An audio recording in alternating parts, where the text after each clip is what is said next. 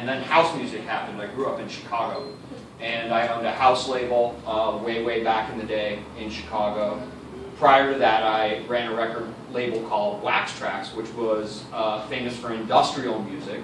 When I was 18 years old, I turned down the first 9 Inch Nails record because we thought it was too soft and hot. We were like, this shit is pussy. And we, thank you. Shouldn't have said that, but unapproved. Thank you. I was just recollecting what I said way back then. I wouldn't say such a thing now. And dance music's been my life. I promoted huge raves in Chicago. I think music can change people's lives, and I think electronic dance music, for actual scientific reasons, has the opportunity to change people's lives in a way that other music can't. Then I went to work for mainstream stuff as the internet bubble happened.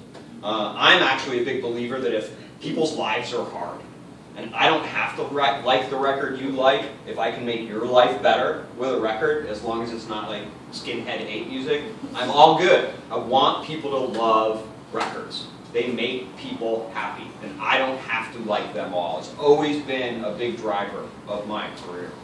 And I met Tommy at Napster. We both worked at legal Napster. I work at places that pay artists. And then while I was actually working with Tommy at Napster, I got a call, and someone said, would you ever consider living in Denver? And my first response was, only if I could work at Beatport. And that person was apparently calling me from Beatport to see if I wanted a job. Nice. So I joined Beatport about 4 years ago as the COO and became the CEO a year later. And I thought, because I've been listening to everybody here, and by the way, my wife and I live right in the neighborhood. It's really fun to come down here, and I want to thank Alex for inviting us. We'll be doing it again, I promise you. Excellent. Because this is a really nice group of people, frankly. There are always nice groups of people everywhere. Sometimes people are a pain in the ass. And so I sensed a lot of, I heard a lot of interesting questions today, and I thought it'd be interesting to start with what just came up, which is, how the hell do you get Beatport's attention on a record? And there are two ways. You can randomly bother me, which happens all the time. And I'll talk a little bit about that, because sometimes that works. And that was some of the questions earlier today. Like, if I'm going to go to the top, how do I engage and do that? But people generally have more success going through our process for doing that, which Tommy runs for half the planet. Why don't you talk about that? So my job at Beatport is dealing with all of the labels and artists that contact us regarding their releases.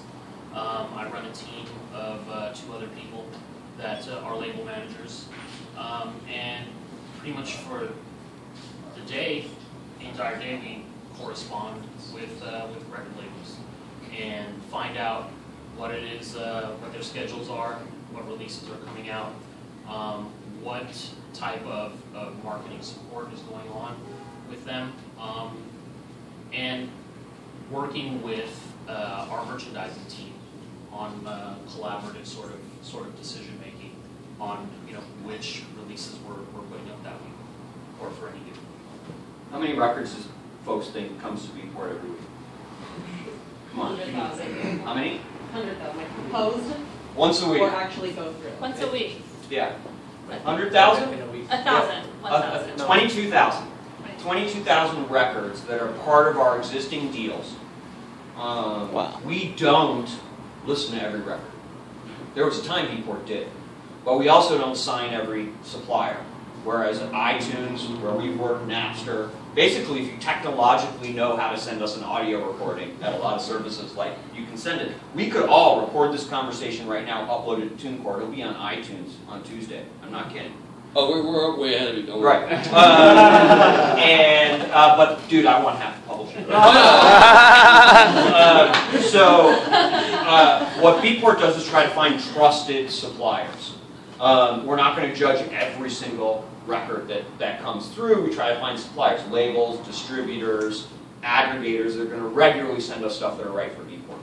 Beatport has the only arrangements in the world with the major labels that lets us filter their content.